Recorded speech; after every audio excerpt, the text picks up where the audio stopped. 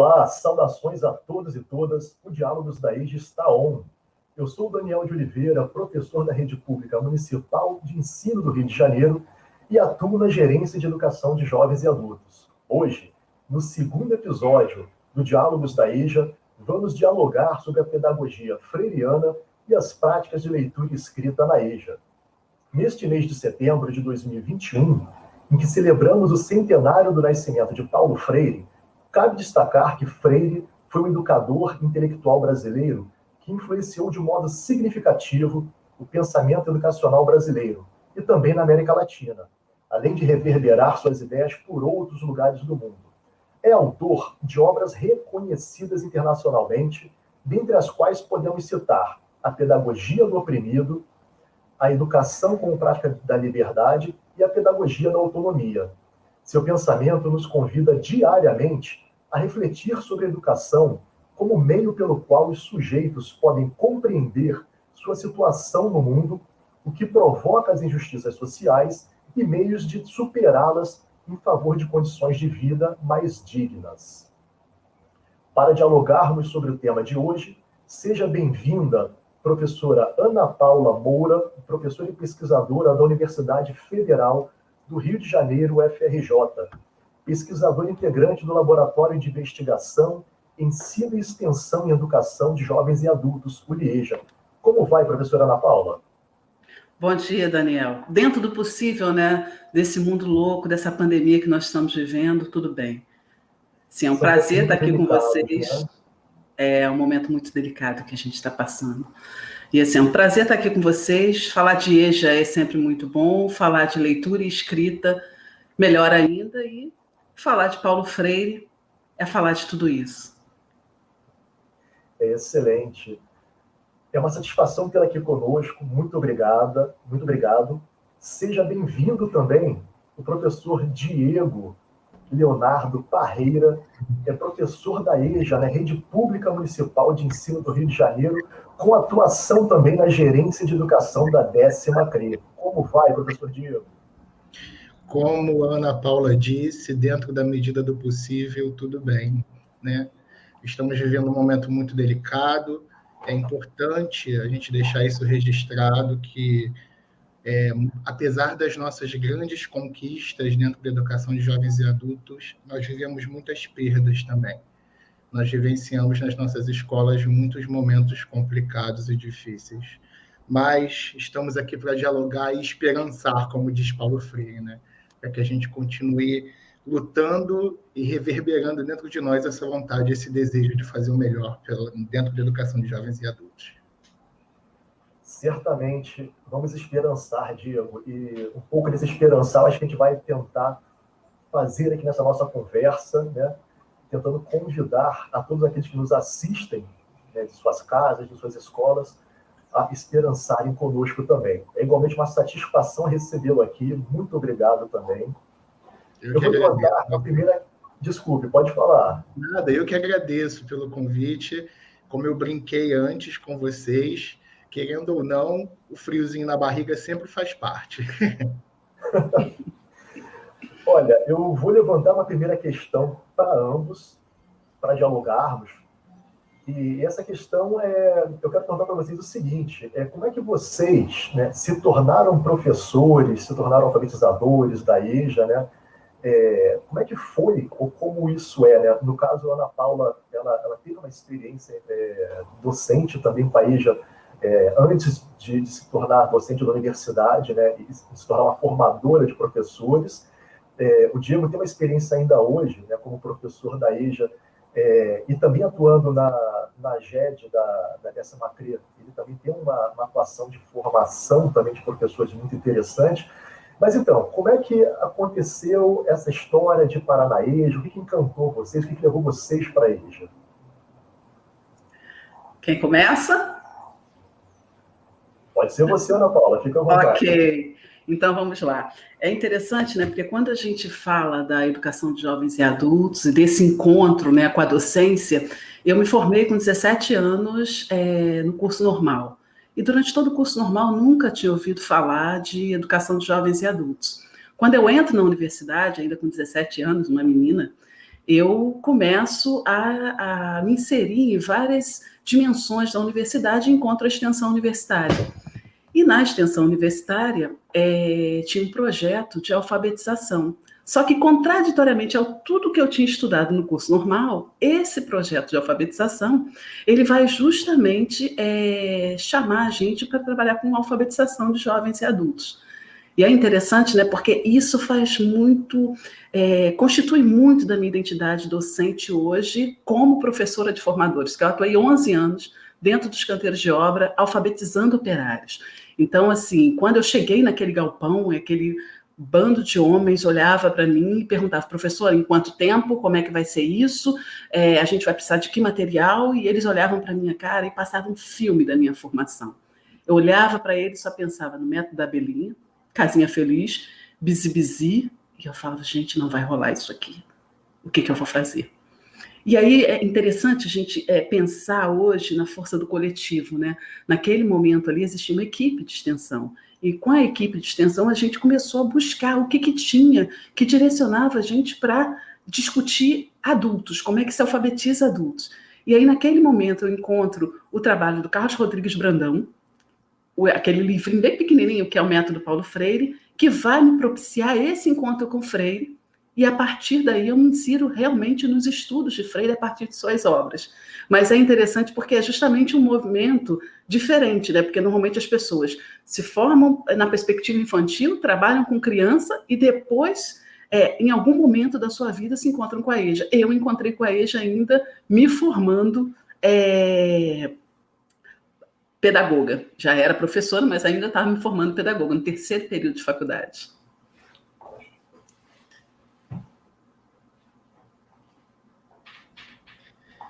Então, né, eu costumo brincar que as minhas trajetórias são muito parecidas com as dos alunos do EJA, né? Sempre cheio de rupturas. Eu me formei no curso normal, assim como a Ana Paula falou, entre os 17 e 18 anos, né? Fui atuar em outra área e quando eu entrei na Prefeitura do Rio, né, eu fui atuar com primeiros segmentos, né, que eu sou professor 2, e chegou um momento em que eu precisei fazer uma adequação dentro da minha perspectiva de carreira, né? Eu precisava adequar o meu horário para que eu tivesse um dos turnos mediante uma necessidade particular para continuar a estudar, né? Que não foi possível, infelizmente, mas também para poder adequar uma outra fonte de renda. E nisso eu me deparei com uma vaga, né, que foi indicação de uma professora muito querida, que me indicou a ser o que a gente chama dentro da Prefeitura do Rio do professor de apoio à direção de uma escola que tinha o PEJA, né, o Programa de Educação de Jovens e Adultos. E quando eu cheguei naquilo dali, eu fiquei pensando, gente, eu já li, eu já busquei, como a gente coloca esse negócio em prática? E era uma escola numa área conflagrada, uma escola que mora no meu coração, que hoje faz parte do meu acompanhamento, que é a Escola Municipal do Rabelo, tem que mandar um beijo para eles. E em Santa Cruz, quem conhece um pouco de Santa Cruz sabe que existem áreas que têm disputas com o poder paralelo, né? E a escola ficava exatamente no meio disso, né? A escola ficava entre as disputas que ocorriam entre um lado do poder paralelo e outro lado do poder paralelo. Então, era uma escola transpassada por todas aquelas vivências que Miguel Arroyo fala da desumanização, né? E isso me marcou, porque eu falei, eu preciso fazer alguma coisa, eu estou aqui, eu fico com esse pessoal durante a noite, eu recebo eles na entrada, e o que eu faço? Né? Eu não posso simplesmente me burocratizar ao ponto de não transformar aquele espaço como realmente um espaço de interação humana e um espaço de aprendizado. E nisso a equipe dos professores simplesmente abraçou a ideia e nós começamos a desenvolver projetos dentro do próprio projeto de educação de jovens e adultos. Né? Fui convidado a ser diretor adjunto de uma outra escola, em outra coordenadoria, quase me bateram quando eu disse que eu iria aceitar, e eu novamente fui para uma escola que tem educação de jovens e adultos. E fui para a sala, porque não tinham professores para atuar, e isso me fez muito feliz, porque atuar com um EJA faz com que a gente realmente se transforme, se enxergue. Foi aquilo que a Ana Paula falou, né? Cria a nossa identidade enquanto educador. E, por fim, hoje, mesmo na gerência de educação da 10ª CRE, no meu contraturno, né, à tarde, eu sou o professor da turma inicial, da turma 171, da Escola Municipal Fernando de Azevedo, em Santa Cruz, atuando com PEJA diurno na alfabetização ainda dos nossos jovens e adultos, e, como eu digo, os meus amores. Porque por eles eu brigo, eu bato, eu grito e faço tudo que a gente tem que fazer para poder se enxergar enquanto alguém que age nisso. Falei demais, como sempre, eu sempre brinco, é meu bordão, eu falo demais, mas a gente está aqui para dialogar, né, gente? Mas imagina, Diego, a gente está aqui para conversar mesmo, a ideia é essa. Eu imagino que, Ana Paula, que estar lecionando, né, educando no canteiro de obras, deva ser um tremendo desafio, né, por inúmeras questões. Conta um pouco para a gente mais dessa experiência, né, e o que você encontrou de desafio ali dentro. É interessante, né, porque quando a gente entra na construção civil, a gente está entrando num espaço que é um espaço dessas pessoas de trabalho. Não é um espaço ali destinado para a educação. Então, você tem toda uma questão de improvisação no que diz respeito ao espaço escolar. Mas tinham outras questões também, porque você entra numa perspectiva freiriana de falar da emancipação, de falar dos sujeitos enquanto produtores de cultura, de reivindicação de direitos, de libertação, no local onde essas pessoas trabalham. Então, você tem ali um aprendizado enquanto profissional de códigos, de formas de estar naquele espaço, e, ao mesmo tempo, você está conseguindo dialogar com aqueles sujeitos, conhecendo um pouco mais daquela realidade, e não só da realidade do aluno que chega em sala de aula. Então, você estar dentro da Constituição Civil, eu vou contar para vocês, eu sou uma contadora de casos terrível, mas eu vou contar para vocês uma situação só para poder exemplificar um pouco isso. Eu tinha um aluno, o seu Augusto, que todo mundo brincava, chamava ele de Rim, porque tudo ele falava assim, Rim, hein? E o seu Augusto era um senhor de 65 anos, que o sonho maior dele sempre foi aprender a ler e escrever, mas por conta da carteira de identidade dele, porque tinha digital. E ele falava o tempo inteiro que ele precisava aprender a ler e escrever, porque ele queria aprender o nome para poder fazer uma nova identidade. E aí o seu Augusto, quando começa a fazer o nome dele, que ele fala, não, professora, eu quero fazer o meu nome de qualquer jeito, e essa era a tônica o tempo inteiro dele, né? E quando ele começa a fazer, ele vai e começa a escrever o nome dele pela obra inteira. Era o espaço ali do... Ai, meu Deus, como é que é o nome? Do Tribunal de Justiça, no centro. E aí eu chego um dia, o engenheiro vai e fala, professora, a pessoa falou, olha, o engenheiro quer falar com a senhora, o negócio não é bom, não. E aí eu vou para a sala do engenheiro, eu falo, bom, alguma coisa aconteceu. Ele falou, professor, olha só, eu concordei com esse negócio da escola aqui dentro, a gente tem liberado os meninos um pouco mais cedo, mas tem um problema, o seu Augusto está pichando a obra inteira. Aí eu falei, como assim pichando? O seu Augusto, senhor de 65 anos? Aí ele está pichando tudo. Aí eu fui conversar, ele falou, vem comigo, e foi me mostrando o espaço da obra. E todas as rampas de acesso, estava lá, Augusto Jacinto da Silva. Augusto Jacinto. Aí ele pegou e falou assim, eu falei, mas ele está conseguindo escrever. Eu, na maior felicidade, ele falou assim, professor, isso não é bonito, as pessoas estão vindo aqui visitar a obra, o pessoal do tribunal está vindo aqui, tem o nome dele para tudo quanto é lugar. Aí eu converso com o seu Augusto na sala de aula, e ele pega e fala assim, professora, eu estou nesse espaço da obra, e o tempo inteiro as pessoas me chamam de pata de coelho. O tempo inteiro as pessoas me humilham porque eu não sei escrever o meu nome. Agora eu sei, e eu faço questão de colocar em tudo quanto é lugar. E esse engenheiro está fazendo muito alarde, porque, olha só, eu botei no cimento. Depois do cimento vai vir a massa. Vão lixar, vai vir a tinta. Professora, eu vou estar lá embaixo. Meu nome vai estar embaixo daquilo tudo. Então, assim, ele não precisa ficar preocupado. Ele não precisa ficar preocupado por um lado e eu vou ficar satisfeito, porque meu nome vai estar nesse prédio inteiro aqui.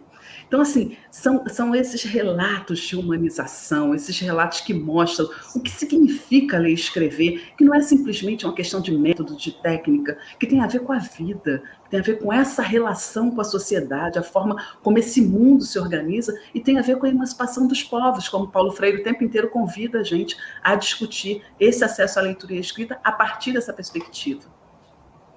Nossa, falei demais. Imagina, nossa, maravilhosa essa narrativa, Ana Paula.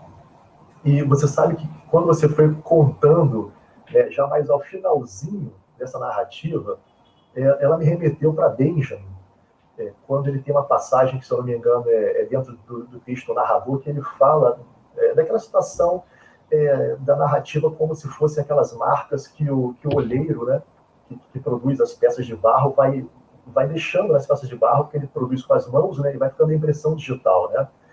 E esse senhor, né, querendo a impressão dele nesse prédio, né?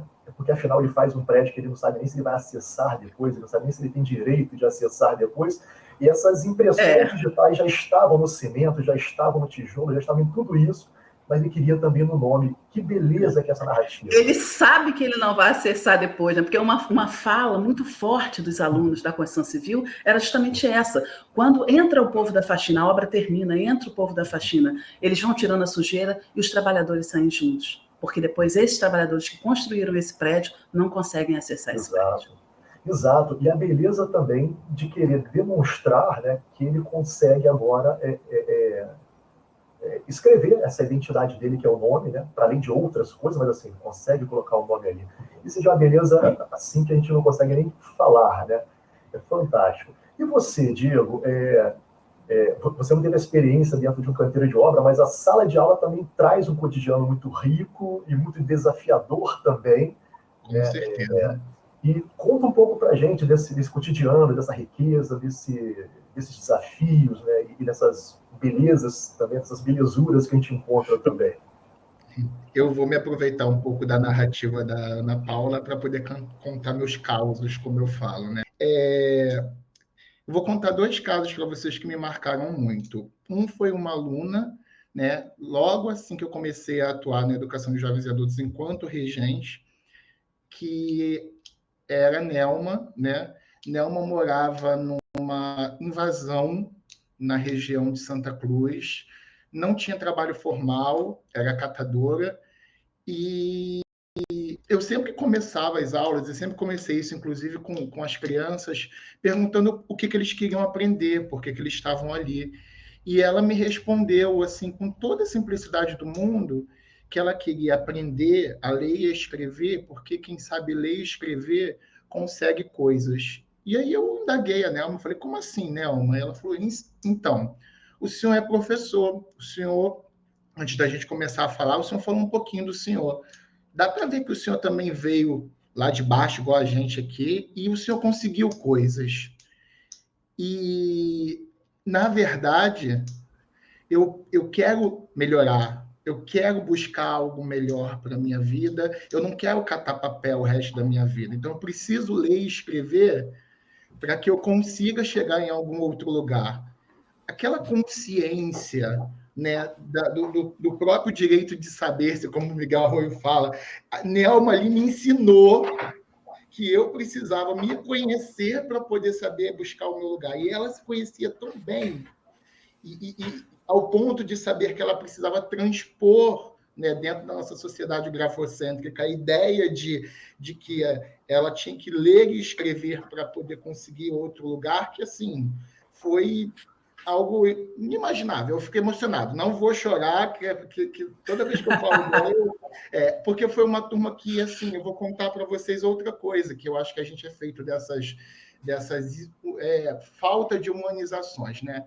Muitas das vezes a gente tem que lutar, sim, aparece uma frase slogan, né? Lutar contra o sistema. Mas existe essa necessidade, principalmente do professor de educação de jovens e adultos. E essa minha turma foi uma turma que, por conta da sistemática, ela foi desfeita antes do final do ano. E eles me marcaram muito, porque eu fui visitar essa escola posteriormente, enquanto acompanhante de educação de jovens e adultos na gerência de educação, e eles correram para me abraçar como se fossem crianças e falando para mim, eu eu senti falta do senhor, né? Eu senti falta, né? E a outra história, vou tentar resumir um pouquinho, é a história de um aluno meu agora, que eu prefiro não falar o nome por uma questão de lógica, mas é um aluno meu desse ano que está na minha turma, dentro do meu coração. E a gente estava vivenciando a ideia da palavra geradora, né? A gente conversou muito, e eu falei para eles, olha, tem um cara que pensa em como ensinar vocês a ler e escrever, ele se chama Paulo Freire, e ele sempre usa o exemplo da palavra tijolo. Então, eu vou trazer para vocês a ideia da palavra tijolo e queria que vocês me contassem o que essa palavra traz em você. E aí, cada um foi falando, né?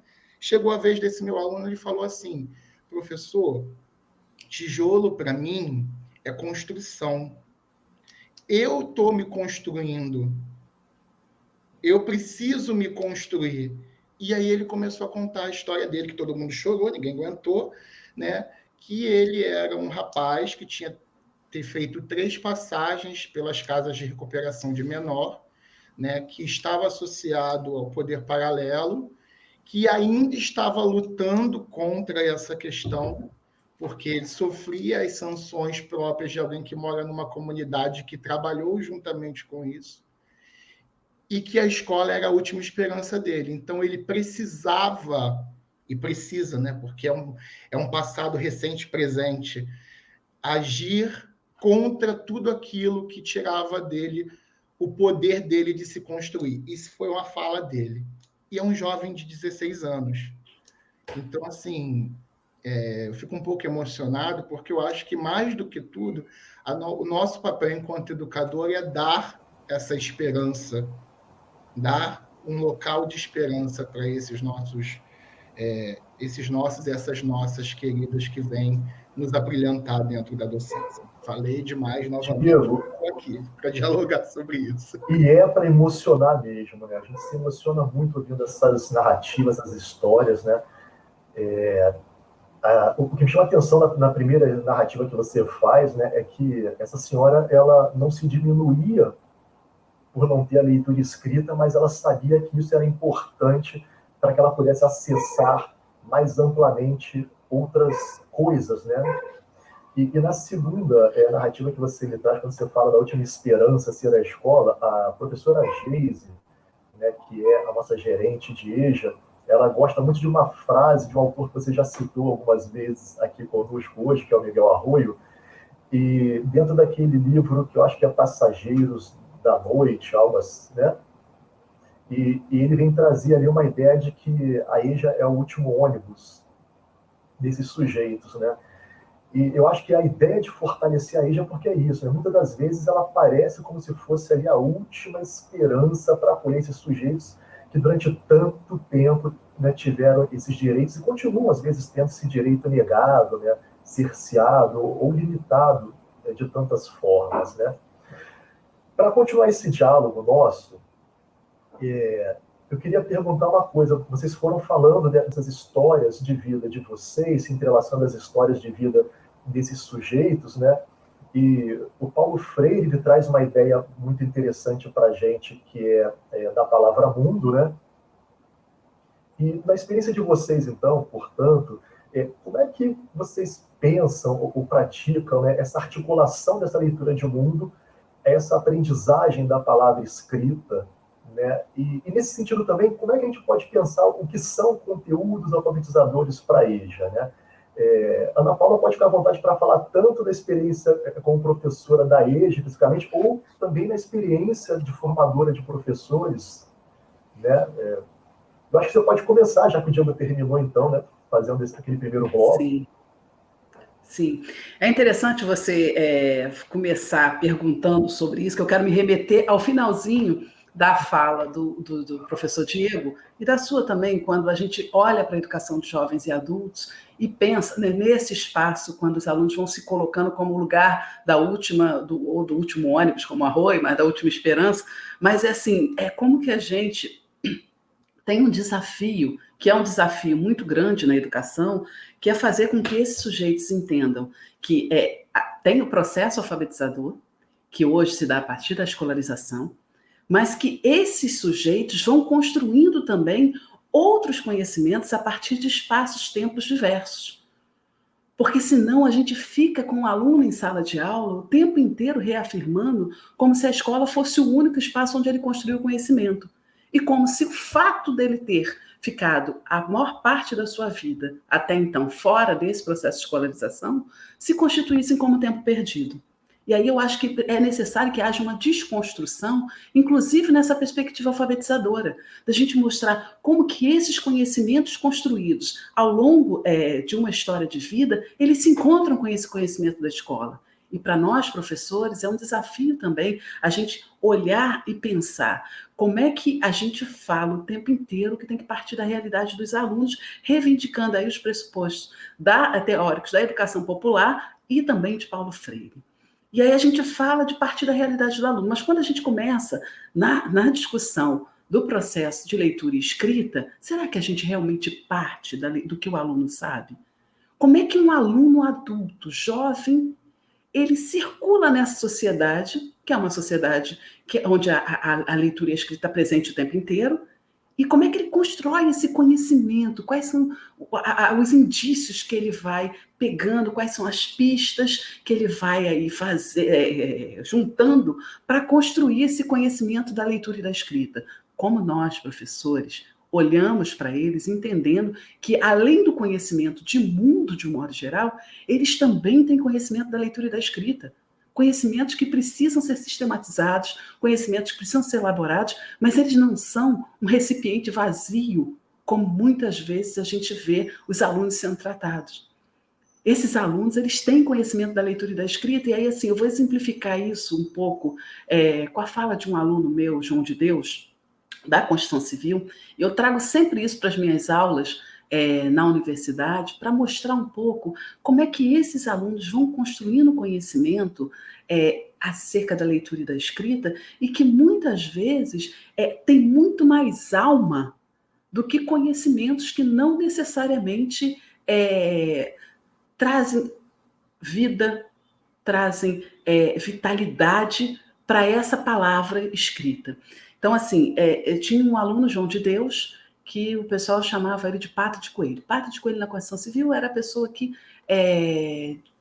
colocava digital e não assinava o próprio nome nos documentos.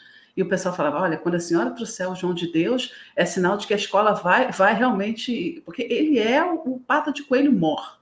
E aí o João de Deus vai para a sala de aula, e quando o João de Deus ele participa de um primeiro dia de aula, eu vou lá no canteiro de obra, converso com ele, convenço ele a estar no primeiro dia de aula, e quem é professor de EJA já sabe. Quando o aluno vai num dia e não vai no outro, a gente já fica logo desesperado. Já acha, desistiu, perdemos a chance de trazer ele de volta. E aí o que acontece? O João de Deus, ele no segundo dia de aula, ele não aparece mais. No terceiro, ele pega e fala, professora, eu queria falar com a senhora. Na porta da sala. Eu falei assim, pode falar. Ele, não, eu quero que todo mundo ouça. Eu ferrou, vai me expor alguma coisa que eu fiz. E aí, professor sempre carrega aquela culpa cristã, né? Aí, assim, eu vou e converso, peço para ele, né? Eu falei, então, gente, o João de Deus quer falar com a turma, vamos ouvir o que ele tem a falar.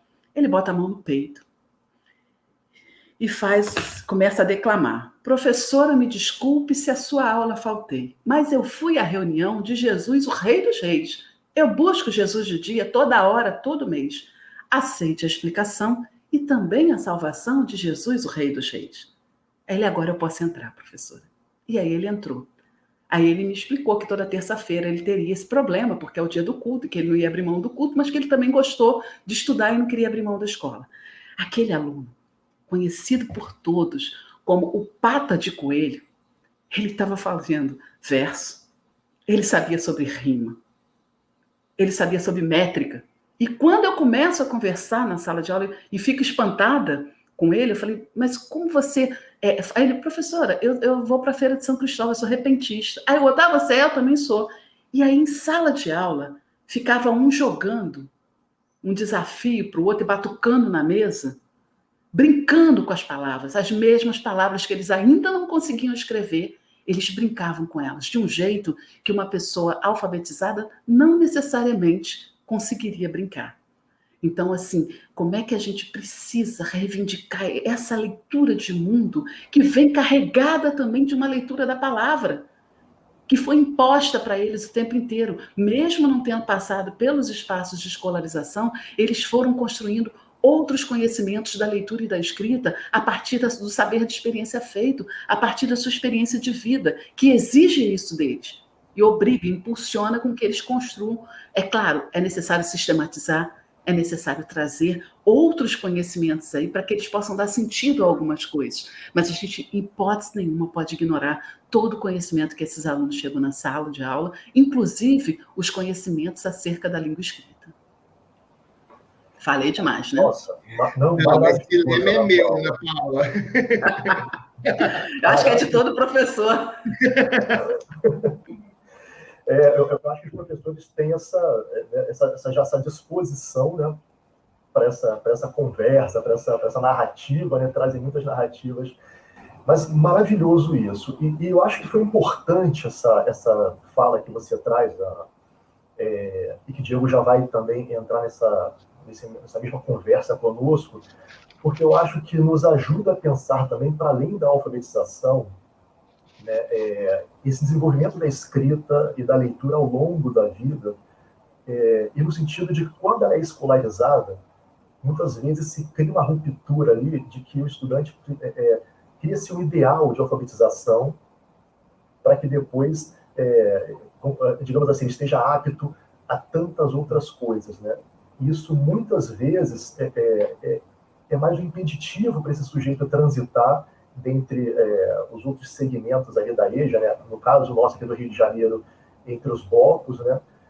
Porque muitas das vezes se pensa que existe um ideal de alfabetização que vai levá-lo a um tal estado de que depois ele vai poder acessar outros conhecimentos, quando, na verdade, né, a sua narrativa nos traz isso brilhantemente. Eles conhecem muitas coisas. A oralidade é um meio formidável, né, que eles têm de circular e de conhecer, né, entre outras estratégias que eles vão usando, né? E por que não se pensar o desenvolvimento da leitura escrita ao longo de todo esse processo de escolarização dele, ao longo de todo o processo de vida dele, né, de forma que isso permita também ele transitar nos diversos espaços e conhecer essa ciência que é tratada na escola, né, sem que se fique criando esses ideais, essas rupturas, essas caixas, que eu saio daqui só depois que acontece tal coisa, né? E acho que a sua fala traz muito disso, né?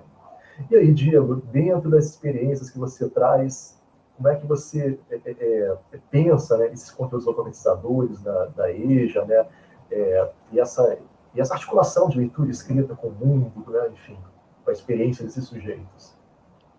Eu acho que, inicialmente, a gente precisa de desconstruir, como a Ana Paula colocou, a ideia de que existe um conteúdo alfabetizador. Eu acho que tudo é propício a ser usado para isso, porque eles já trazem essa leitura de mundo, né?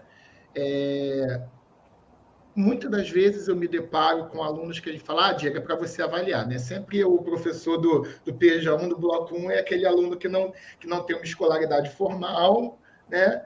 Tem uma sistematização do sistema da língua escrita ali, e aí o professor do PJ1 vai lá avaliar o aluno, né?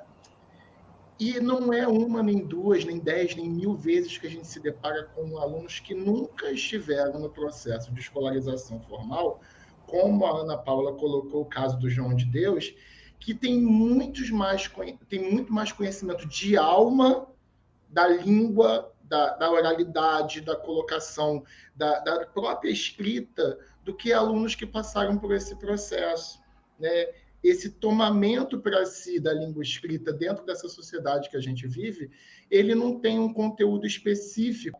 Eu acho que tudo que gira em torno da ação educativa, né, ou fora dela, pode ser usado como conteúdo alfabetizador.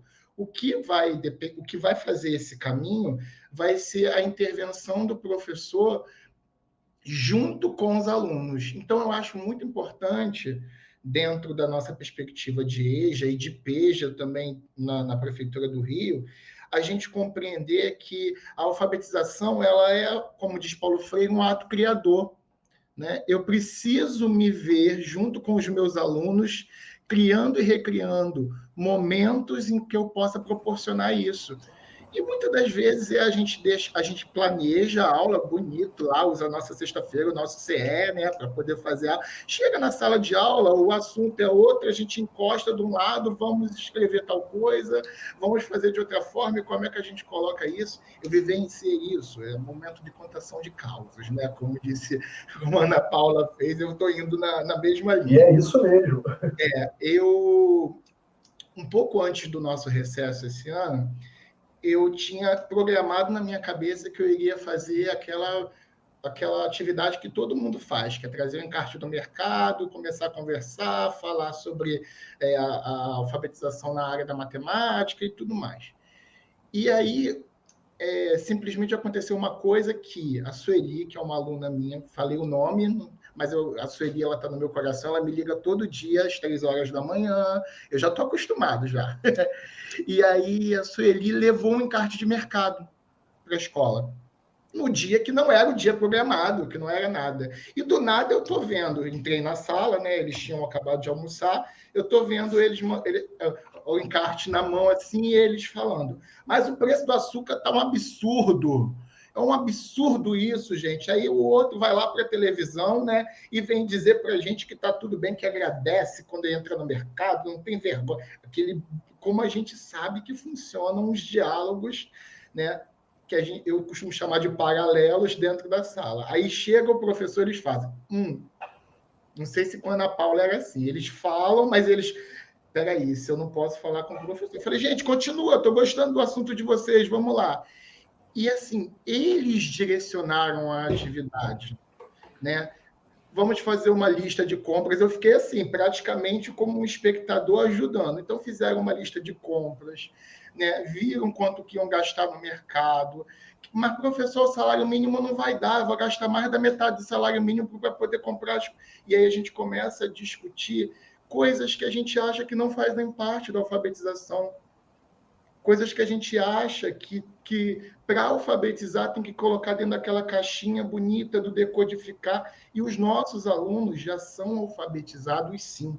O que eles não são é ainda detentores completos do complexo sistema de escrita e de leitura que a gente tem, porque é complexo, não dá para dizer que é simples, não tem essa história de dizer que é perfeito, não é complexo, né? Tanto que eu acho que a gente precisa realmente pensar, quando Paulo Freire fala lá na importância do ato de ler, né, que era uma palestra que virou livro e tudo mais, quando ele fala da alfabetização como ato criador, isso tem que ser levado em conta. Meus alunos criaram, eu não dei aula, eles me deram aula. Então, preciso enxergar isso, como a Ana Paula enxergou no João de Deus e nos outros alunos dela, grandes repentistas. Eu não vi ali na minha sala só donas de casa. O seu Flávio, que é outro aluno meu, falou assim, mas quem faz compra lá em casa sou eu. Vocês estão falando aí que é a mulher que decide tudo, mas eu também estou nessa história, quem vai para o mercado. E eles recriam o mundo, reescrevendo esse mundo através da escrita das palavras. Mais uma vez, falei demais. Vai ser o bordão de cada finalização. Daniel, antes de você puxar aí a próxima pergunta, eu queria comentar um pouco isso que o Diego falou. Vamos conversar, Ana. Que é um pouco assim a forma como a gente encara a alfabetização, né? Porque o que acontece? Muitas vezes você tem aí um olhar para a alfabetização como um segmento de passos. Você tem que seguir tais passos para conseguir alfabetizar. E eu acho que a alfabetização, primeiro, a gente precisa desmistificar a ideia de que a alfabetização ela guarda só relação com a leitura e com a escrita de palavras, ela guarda só relação com métodos e técnicas. Eu acho que é importante, primeiro, a gente ter clareza, e isso traz para a gente da universidade uma responsabilidade enorme, do papel fundamental que o professor tem nesse processo, e de como que esse professor tem que estar preparado para isso. Até para você ter humildade de chegar naquele momento e perceber, agora esses alunos têm que ter protagonismo e eu posso direcionar dessa ou daquela forma, ou eu posso deixar eles livres porque eu quero que eles cheguem. Você tem que ter formação para isso. E aí, assim, um erro histórico da educação de jovens e adultos é o chamado ao voluntariado. Qualquer um pode alfabetizar. Aí como se você é alfabetizado, então você pode alfabetizar alguém. E a gente sabe que não é isso. E esse olhar para a alfabetização, de que você é alfabetizado, você tem que alfabetizar alguém, guarda, assim, uma relação com a desvalorização da carreira docente. Porque ninguém diz, você, Diego, que operou o joelho um dia, agora você vai operar o joelho de alguém. Ninguém fala isso.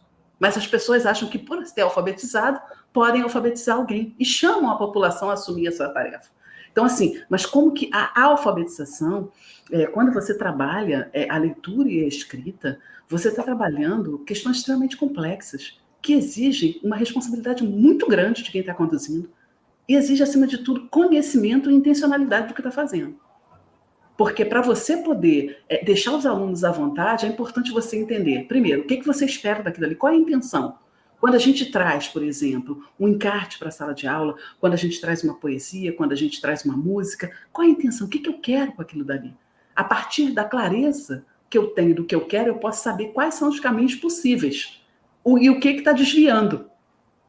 Então, opa, calma aí, aqui eu tenho que puxar aqui, porque aqui não vai chegar onde é necessário que a gente chegue. Porque existem princípios do sistema de escrita alfabética que esses alunos precisam produzir conhecimento acerca deles, eles precisam entender isso aí. E se o professor ele não conhece, se o professor não sabe, como é que... sabe aquela música do Djavan?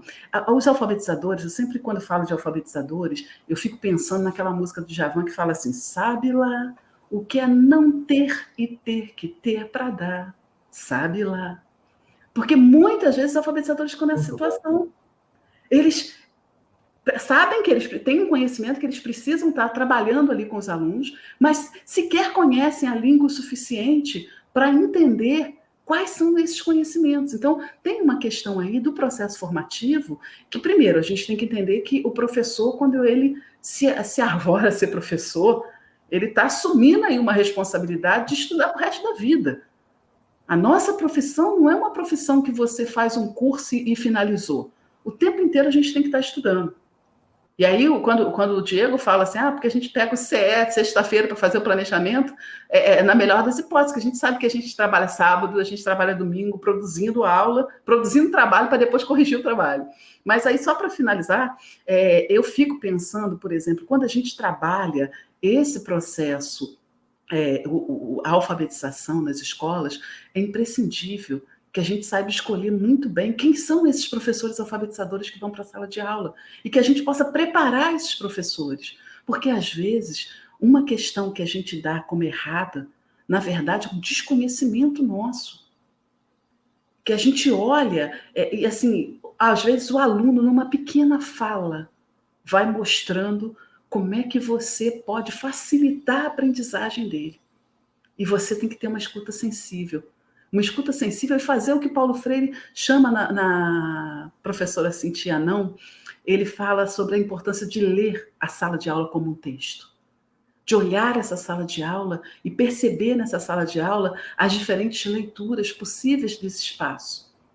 E aí, para isso, novamente, o processo formativo é fundamental. Isso é de uma boniteza tremenda, Ana Paula, que você vem trazendo para a gente, né, da gente fazer uma leitura da sala de aula, de trazer esse olhar mais sensível. Né? Eu acho que, às vezes, a gente precisa exercitar esse lado mais sensível, mais humanizador, que Paulo Freire tantas vezes vem falando e colocando para a gente.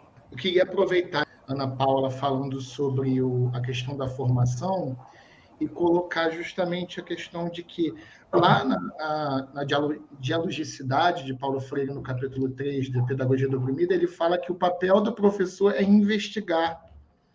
Então, se a gente, enquanto educador, e eu falo isso sempre para todo mundo, para os meninos e meninas, quando a gente faz formação continuada lá na 10ª CRE, né? O Daniel já sabe, o pessoal da IGEJA também, que a gente meio que aprendendo, fazendo, a gente criou um percurso formativo para todos os professores da 10ª CRE, estamos tentando e vamos continuar tentando juntos, né? Trazendo essa troca de experiências.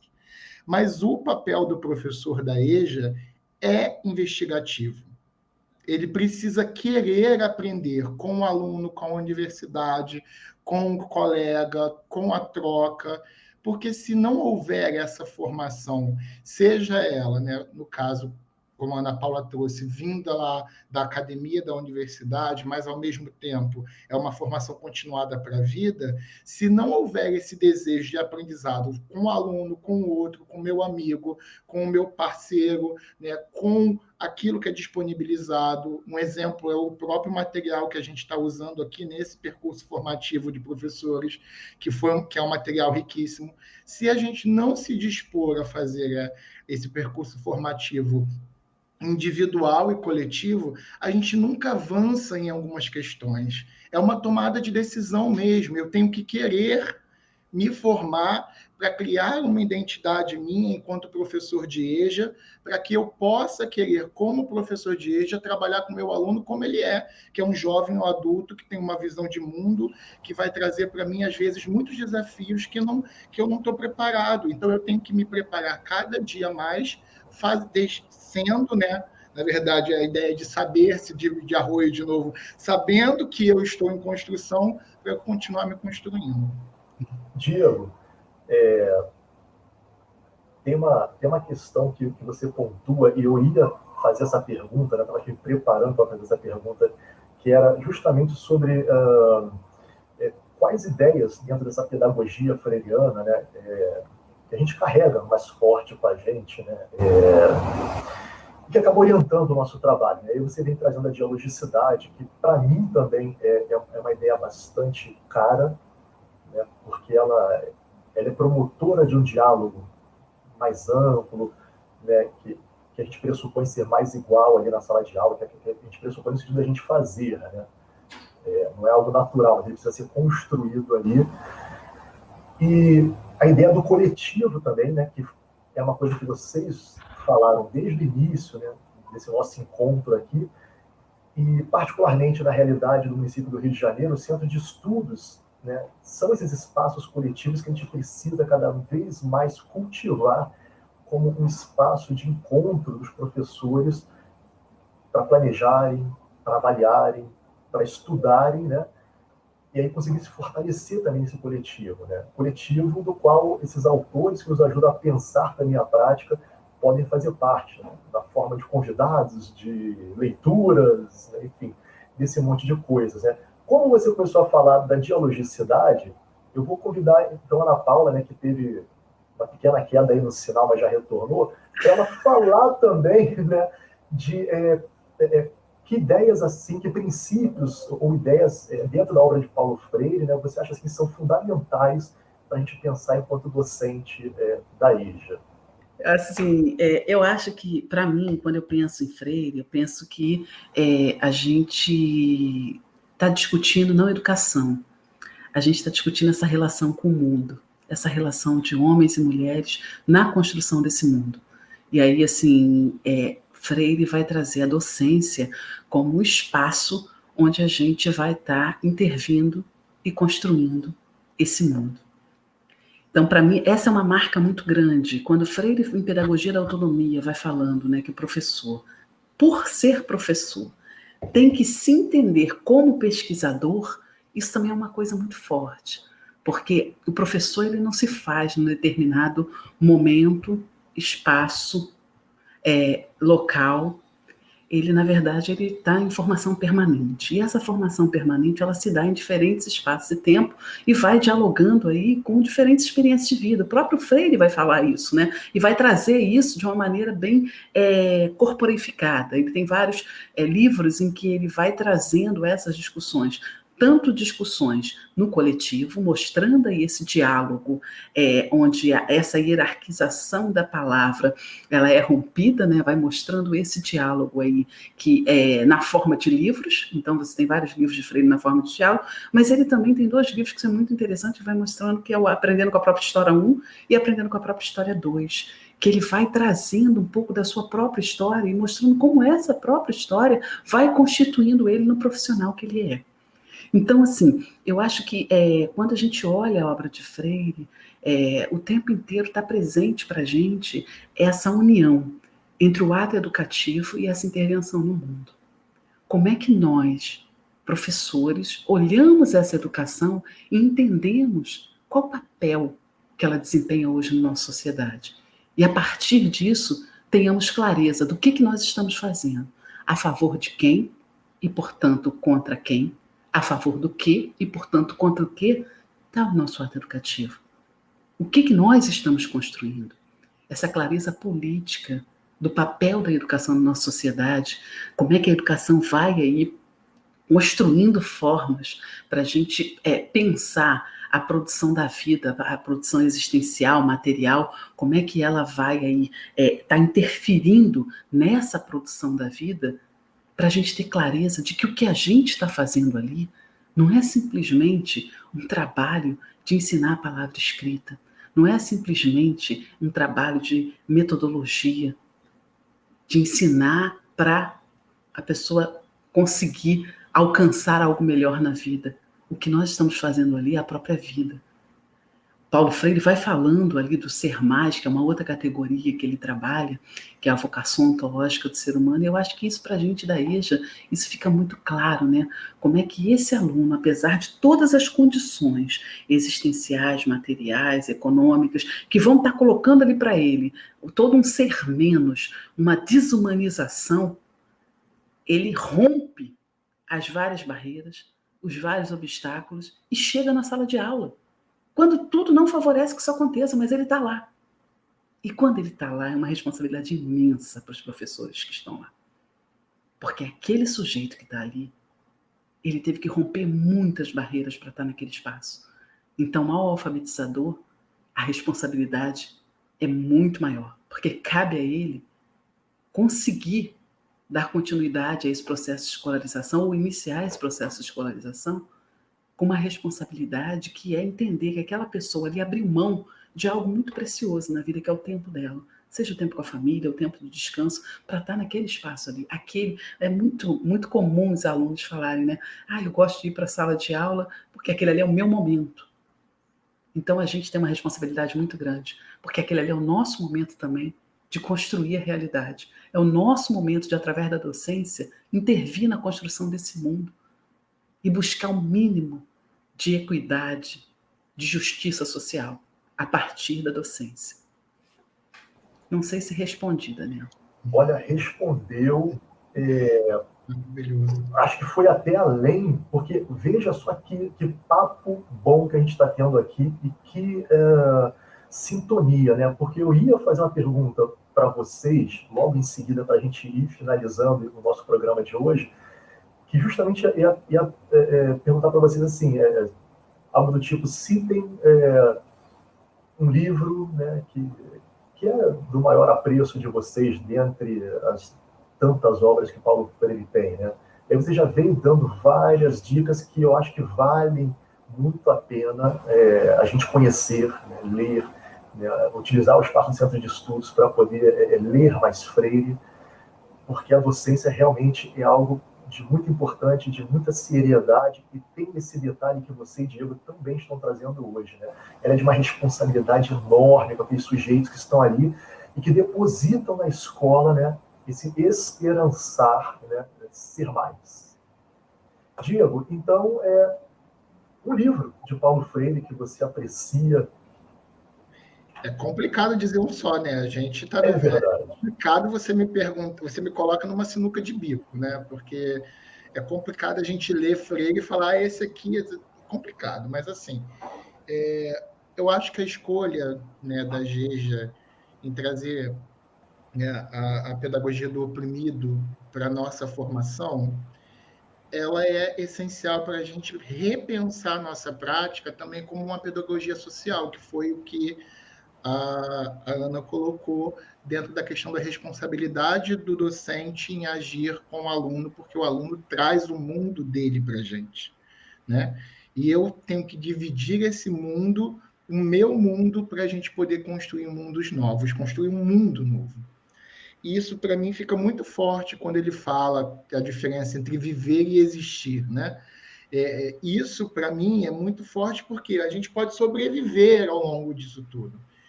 E quando a gente pensa que os nossos alunos rompem barreiras, como eu vou aproveitar e fazer mais um adendo, né, com isso que você me falou. Todas as vezes que eu sinto um aluno meu distante, né, eu costumo parar e falar assim, olha, eu sempre peço para vocês falarem, hoje quem vai contar um pouquinho da história sou eu. E quando eu começo a falar de onde eu vim, os meus lugares, o meu lugar de fala, né? A forma como eu tive que romper muitas barreiras e rompo até hoje. Até porque, gente, é bom a gente deixar um recado para todo mundo que está ouvindo a gente, não só os professores, mas o resto de todo o pessoal, né? Nós vamos continuar lutando, a gente não vai desistir. Né? A gente, independente de governo, independente de quem se coloque à nossa frente, independente se a gente vai ter que continuar gritando pelos nossos direitos e pelos direitos dos nossos alunos, nós não vamos desistir. Né? Não vamos desistir, apesar de muitas das vezes recebermos decisões que não favorecem os nossos alunos, nós não vamos desistir de lutar para que os nossos alunos sejam menos oprimidos do que eles são hoje, para que nós sejamos menos oprimidos. Então, assim, o capítulo 3, que fala dessa dialogia e que coloca a todo instante como o educador tem que se enxergar, né? E também, assim, eu sou apaixonado por Arroio também, então não dá para falar, já falei muito dele, porque Arroio e Freire tem um casamento perfeito ali para mim, a gente consegue ver muito de um no outro, enfim. E também queria botar mais o último ponto, né?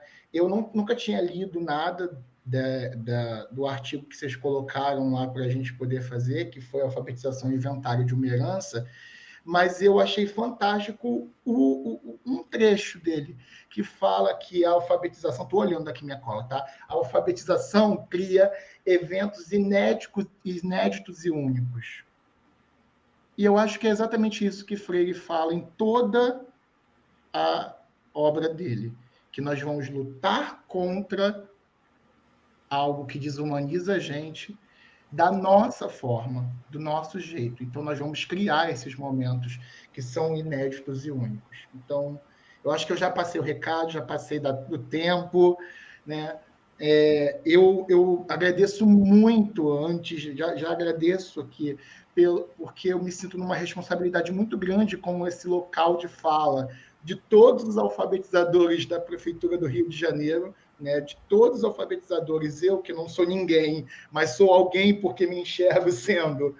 Estou aqui para poder representar todo esse diálogo, não conseguir expressar tudo que cabe, mas, ao mesmo tempo, sou muito feliz pelo meu local e pelo local que é ocupado por esses colegas de profissão em qualquer instância da EJA, da GEJA até o nosso porteiro nas escolas noturnas que está lá para poder abrir, como tem até uma fala da Ana falando sobre isso, né? Lembra da camisa sendo jogada, daquela coisa toda?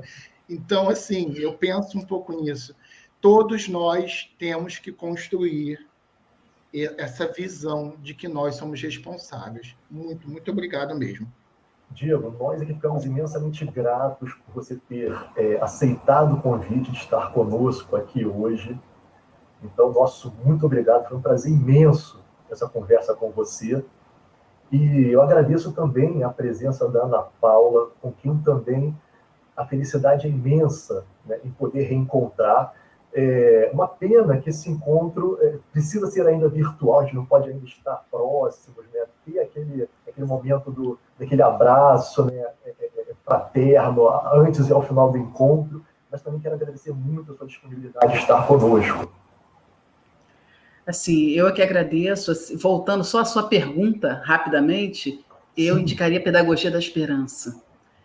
Freire, em alguns livros, ele tem uma escrita bastante literária, que convida o leitor a dialogar com ele. É como se você estivesse conversando com Freire em alguns livros. E Pedagogia da Esperança, para mim, é isso. Ele se mostra ali como homem, vai falando um pouco sobre como que ele se formou advogado e descobre que não queria ser advogado e vai ser professor, a influência de Elsa, a esposa dele, e, ao mesmo tempo, vai discutindo conceitos fundamentais que ele trabalhou na pedagogia do oprimido. E, por isso, a pedagogia da esperança, né, um reencontro com a pedagogia do oprimido. E eu queria agradecer, assim, é sempre bom falar de educação de jovens e adultos, de alfabetização, de Freire, e principalmente falar com professores, né, porque nesse momento, momento em que A própria docência, né, vem sendo extremamente atacada no nosso país. O ato de educar vem sendo extremamente atacado e uma tentativa de moldar esse ato de educar, do que pode ser o ato de educar, a gente poder conversar com os professores, poder dialogar, poder refletir para além de receitas, poder mostrar toda uma humanização aí desse ato e reivindicar esse ato como uma forma da nossa intervenção no mundo. Eu reafirmo isso o tempo inteiro, né? Se tem alguma coisa que a gente pode fazer neste momento, que é um momento de tragédia nacional, de mundial, mas nacional mais especificamente, é a gente se dedicar bastante à docência e mostrar assim, como é que a gente constrói esse país a partir desse ato educativo também. Não esquecendo nunca que essa educação ela não está solta no ar. Ela é histórica, ela é social e ela vai aí estar sofrendo influência de todos esses condicionantes. Portanto, nunca neutra. Então, para a gente não reivindicar uma suposta neutralidade que não existe, é importante a gente ter clareza do que a gente está fazendo. Qual é a nossa responsabilidade na construção dessa história. Então, assim, meu agradecimento também à Geisa pelo convite. Prazer de conhecer o Diego, reencontrar o Daniel. Olha, que conversa impressionante, maravilhosa. E a gente gostaria de estar aqui durante muito mais horas do que a gente ficou hoje. Né? Mas nós chegamos ao final do programa de hoje. Então, tendo feito os agradecimentos, né, relembro que a gente colocou aí algumas dicas bastante interessantes, né, dessa vasta produção literária do Paulo Freire, que vale a pena conhecer. Faço agradecimento também à Gerência de Educação de Jovens e Adultos, que realizou esse programa, a Multirio pela produção. Gratidão também ao apoio da Escola de Formação Paulo Freire e à Coordenadoria de Ensino Fundamental, né, que possibilitam todos aí que esse programa esteja no ar já no seu segundo episódio. A você que nos assistiu, a nossa gratidão também pelo seu tempo. E eu espero que nós nos encontremos novamente no próximo Diálogos da EJA. Então não percam. Nós ficamos hoje por aqui e até uma próxima. Tchau.